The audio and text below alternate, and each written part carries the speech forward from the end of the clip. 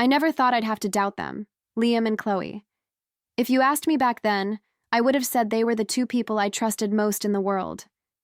Liam knew the way I liked my tea, strong with just a hint of honey.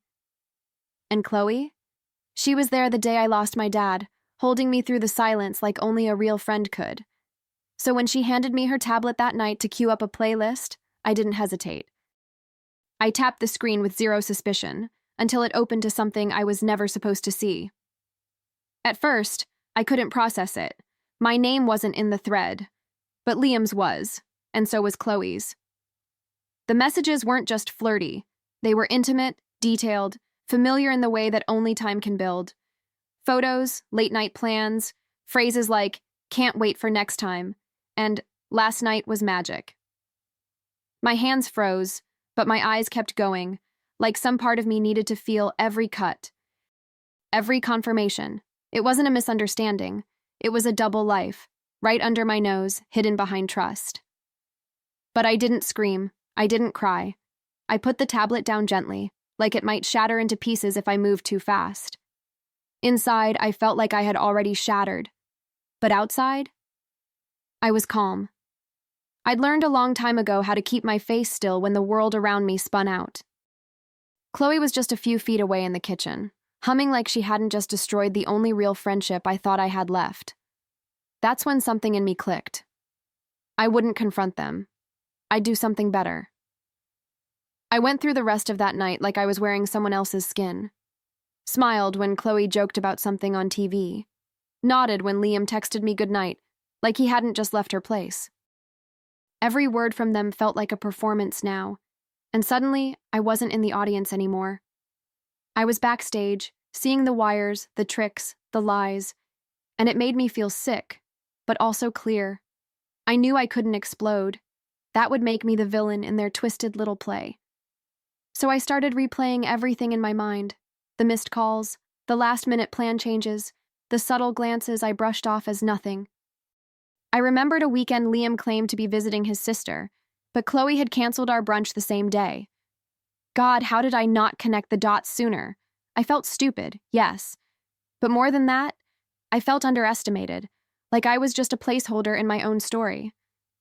And I refused to let that be how this ended. They thought they were careful. They thought I was clueless. And maybe that's what hurt the most. Not the betrayal itself, but the ease with which they assumed I'd never find out. As if my love made me blind. As if loyalty made me weak. I wasn't weak. I was grieving something I hadn't even lost yet, the version of my life I thought was real. But while they were busy crafting a lie, I started drafting something too. Something deliberate, quiet, and far more satisfying than confrontation. They had each other. Fine. But I had the one thing they didn't. The truth. I didn't sleep that night. I laid there in the dark, staring at the ceiling like it held answers. My mind kept looping through the images, the messages, the way Chloe laughed in the kitchen while I sat with her betrayal in my hands. But beneath the ache in my chest, there was something else. Something steady. I wasn't going to fall apart. No, not for them. I had done that before, for less. This time, I would stay still long enough to let something colder take root. By morning, I knew exactly what I wouldn't do. I wouldn't scream.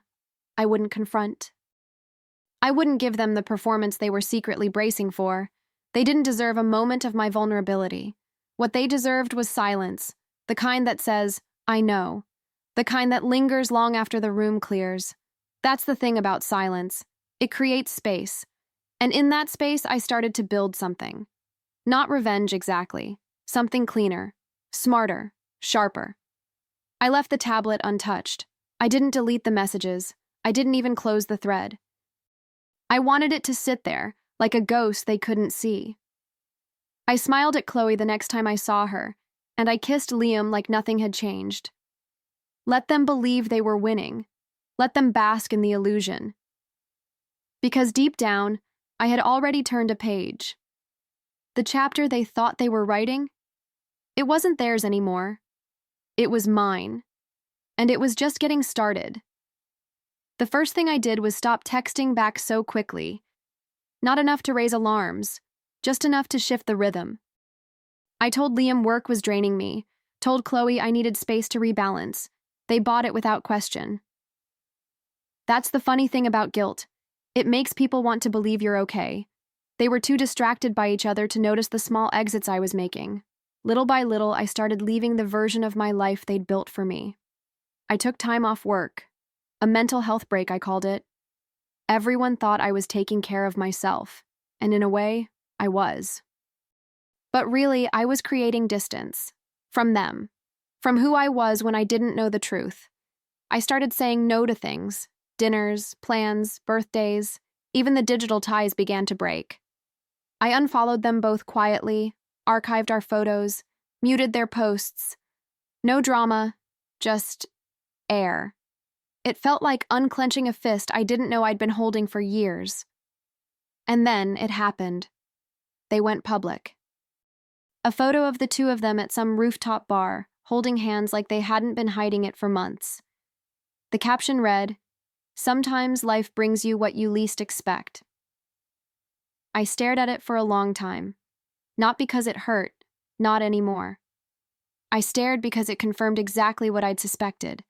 They thought they'd gotten away with it, that I was gone, that I'd moved on in blissful ignorance.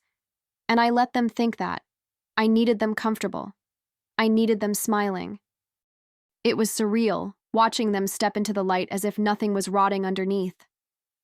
Chloe's grin, Liam's arm around her waist, they looked like a couple plucked from a Pinterest board, and I could have exposed them right then. I had the receipts, the screenshots, the truth. But I didn't. I wasn't interested in wreckage for the sake of noise. What I wanted was impact, precision. I wasn't going to shout into the wind. I was going to wait until the wind carried my voice exactly where it needed to go. People started asking questions. Mutual friends noticed the silence. "Have you seen Liam and Chloe's post? Are you okay?" I gave the same answer every time. I'm focusing on myself. And that wasn't a lie. For once, everything I did was for me. Every hour of distance gave me more clarity. I stopped trying to process it through tears and started shaping it through strategy.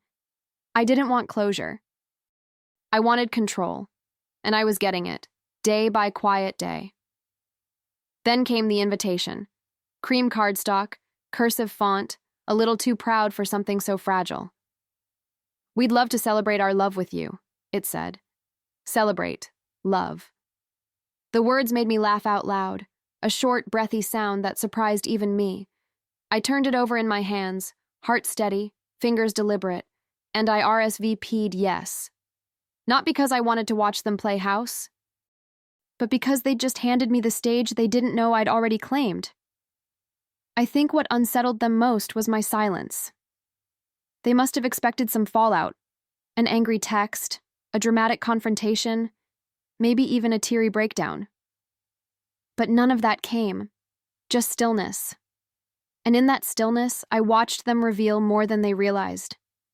Every picture they posted, every happy couple moment they curated, it was all proof of how confident they were in the lie they'd buried. They thought I was gone, emotionally erased. And that suited me perfectly. There's a kind of power in letting people believe they've won. You can move without being watched. You can plan without interference. While they were out choosing florals and tasting cakes, I was gathering memories they'd forgotten existed. Pieces of a puzzle they assumed would stay lost. I knew they'd want a big day, full of spectacle, attention, a celebration of the image they built. And I knew they'd invite me as a formality, a gesture of false goodwill. They never imagined I'd show up with something of my own. Accepting that invitation didn't come from spite. It came from something deeper. I wanted to look them in the eye, not with rage, but with calm.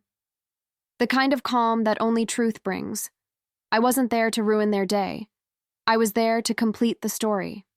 My story. And as the date circled closer on my calendar, I started outlining exactly how I would tell it. Not through words, but through timing. The same way their lie unfolded, quietly, beautifully, and without warning. Planning it felt strangely therapeutic. Not in a petty way, not like revenge. It was more like assembling a story that had always been mine to tell. I started with the basics: screenshots, timestamps, the earliest message I could find, dated months before they ever went public. Hotel receipts, calendar overlaps. It wasn't hard to gather, not when people leave digital footprints like breadcrumbs.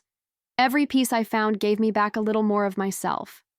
It reminded me, I wasn't crazy. I wasn't imagining any of it. They wanted a tribute video for the reception. Something sweet, something nostalgic. It was almost laughable. They even asked if I'd help collect photos from the old days, since I'd known them both forever. I said yes, of course. Smiled through the call, jotted down the deadline, and thanked them for trusting me with something so special. And in a twisted way, it was special. It would be the most honest moment of their entire wedding, the only thing that wouldn't be covered in fake smiles and filtered perfection. I knew exactly how to build it. The opening would be warm. Old photos of the three of us, inside jokes, birthday parties, memories that looked golden from the outside. Then slowly, the shift. A late-night message, a suggestive selfie, a booking confirmation at a hotel 3 hours from town, a date stamp that matched the night before what would have been our anniversary. It would unfold the way I experienced it, slowly, painfully, undeniably. They wanted their guests to see a love story, so I'd show them one, just not theirs. I didn't rush through it. Every edit, every frame was intentional. I layered in soft music at first, something tender, almost cinematic. It had to feel real, because it was. But as the images shifted, so did the tone. I chose silence for the first reveal. No soundtrack, just the cold, undeniable presence of their own words on the screen. I wasn't trying to humiliate them. I was holding up a mirror, one they had been avoiding for months. This wasn't about vengeance, it was about reality, finally unedited. Getting the video into the rotation wasn't as tricky as I'd expected. Turns out, weddings are chaos, and everyone assumes the best of everyone. A mutual friend, someone who didn't know the full story but had always thought Chloe was a little too polished, helped me pass it off as the couple's chosen file. The wedding planner never even asked questions, just nodded, smiled, and added it to the queue. It felt surreal, watching how easy it was to rewrite what they thought they'd already controlled. I rehearsed it in my mind over and over, the moment it would play, the flicker of confusion on Liam's face, the realization hitting Chloe mid-toast. I didn't imagine shouting or scenes or chaos. I imagined stillness, the kind that happens right before something breaks, that moment of suspended breath when people are too stunned to speak. I wasn't planning on staying for that. I didn't need applause or confrontation. I just needed it to land. I needed them to feel what it was like to have the truth arrive without warning. There was something poetic about it, really. They handed me the very platform I needed, gift-wrapped, with RSVP and video request. It wasn't revenge dressed in rage. It was truth, dressed in gold trim and calligraphy. I didn't need to hack into anything or sneak around in shadows. They invited me to the altar, and I simply accepted. That's the part that still makes me smile. Not because it's cruel, but because it's clean. They set the stage. I just adjusted the lighting. In the days leading up to the wedding, I felt oddly calm. No racing heart, no second guessing. Just this quiet certainty that what I was doing mattered. Not just for me, but for anyone who's ever been lied to and made to feel crazy for sensing it. I wasn't just telling my truth. I was telling the truth. The kind that doesn't need to scream to be heard. The kind that settles in people's minds and lingers, even after the party ends and the lights go out. The morning of the wedding, I got ready like any other guest. Simple dress, soft makeup, a quiet confidence in my chest. I looked at myself in the mirror and saw someone whole, not someone broken or bitter. I was walking into a celebration, yes, but not theirs. Mine.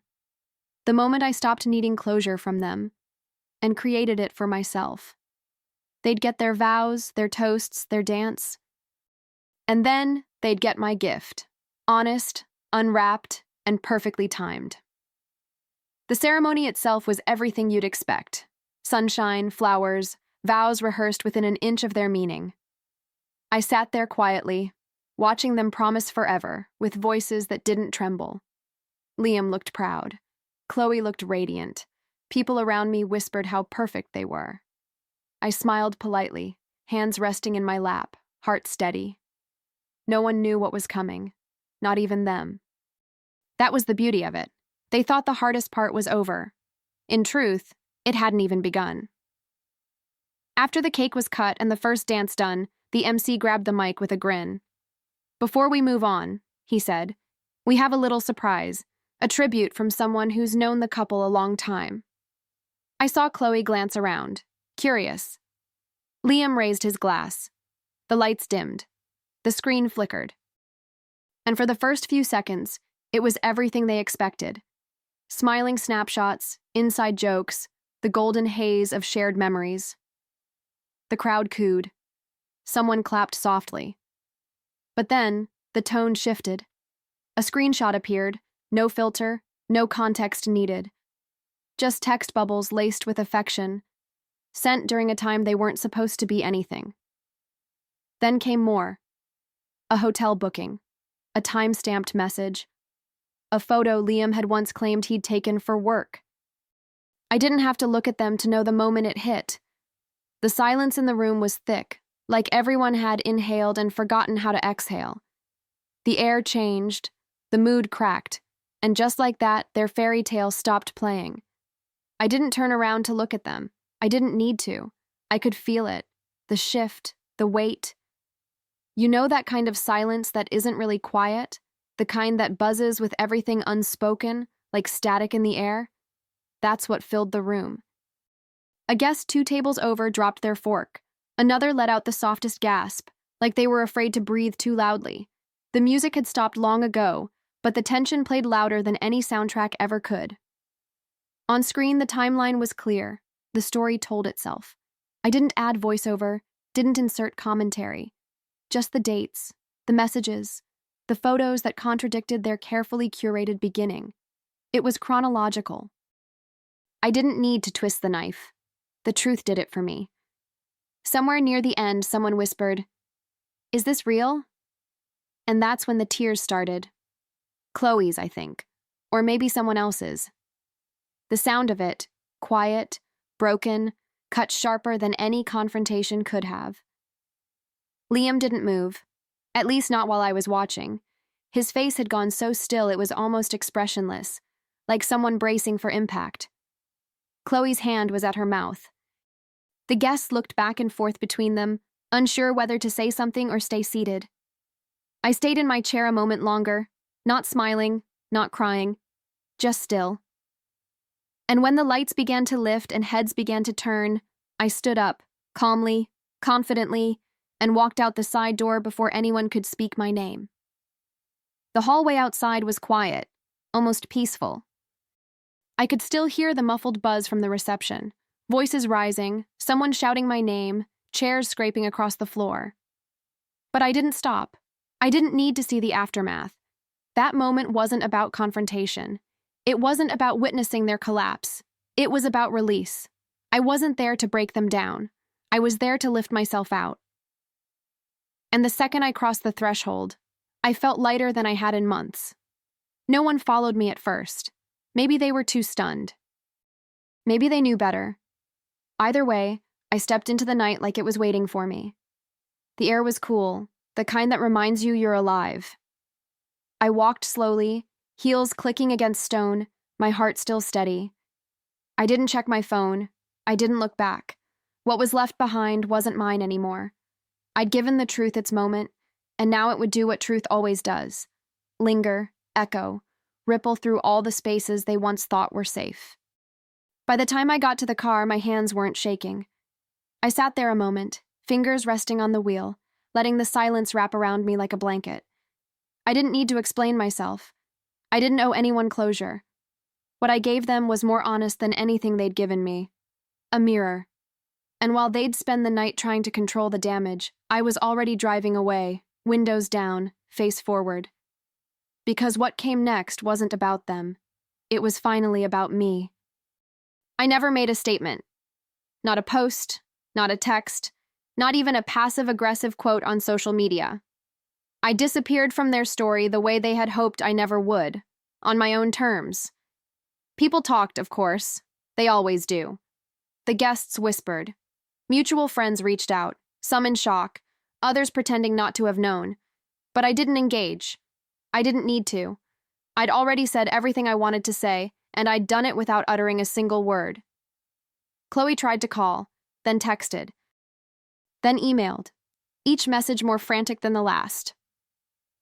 Liam didn't try at all, not directly. I heard through someone that he looked pale for days, barely spoke, and canceled their honeymoon. A part of me wondered if that was guilt or just exposure, the kind of regret that only arrives when the curtain falls and the audience doesn't clap. Either way, it wasn't my business anymore. Their marriage began exactly as it deserved to, stained with silence, born from deceit. And as for me, I moved on, not in the dramatic new boyfriend, look how happy I am kind of way, but in the real way. I started reading again, cooking for myself, waking up without the weight in my chest. I reclaimed the space they both had quietly taken from me, the space in my mind, in my routines, in my heart. Healing wasn't loud, it wasn't linear, but it was mine, and each quiet morning felt like a reminder. Sometimes justice doesn't look like a fight. Sometimes it looks like freedom. I didn't think much about them after that. Not because I forced it, but because they simply stopped living in my mind. Their faces no longer haunted my mornings. Their laughter didn't echo in empty rooms. It was like someone had finally turned off a song that had been playing on loop too long. And once the noise was gone, I could hear myself again. My thoughts, my wants, my voice. I wasn't the woman who begged for honesty anymore. I was the woman who made truth impossible to ignore. About a year later, I got an email from a corporate event organizer. They'd seen one of my older storytelling workshops online and wanted me to speak at their upcoming digital media summit. The topic? The power of narrative timing. I stared at the subject line for a full minute, letting it wash over me. I hadn't told anyone what I did that night, not in full. But somehow the universe had a way of circling back. And this time, it wasn't irony. It was alignment. I said yes, of course. Not because I needed a spotlight, but because I understood something most people don't. Stories only have power when you know exactly when and how to tell them. That wedding wasn't about revenge, it was about reclaiming the pen. And now, I had a room full of strangers waiting to hear how timing could rewrite everything. So I gathered my notes, opened my laptop, and started writing again. This time, not to remember pain, but to share perspective. That was the real twist. The conference hall was bright and humming with anticipation when I stepped onto the stage. I wasn't nervous, I wasn't performing, I was simply telling a story, one I now carried without pain. I opened with a smile and said, "Timing is everything." A few people chuckled. Most leaned in, and as I spoke about structure, pacing, and the invisible thread that holds an audience in place, I felt something settle inside me. This was the finale they never saw coming. Not the wedding, not the silence, but this, my clarity, my voice, my version. After the session, a woman came up to me. She looked tired, that kind of soul-tired that doesn't come from a bad night's sleep. "Your story," she said. It felt like mine. And I realized then that what I did wasn't just for me. It was for anyone who's ever felt betrayed and voiceless, anyone who's been made to doubt their gut. I didn't need to publish the video or post about what happened. It had already reached the people it needed to reach, not just that night, but here, now, in ways I never imagined. Liam and Chloe exchanged rings. That much is true, but I gave them something they didn't plan for. A wedding gift wrapped in silence and delivered with precision.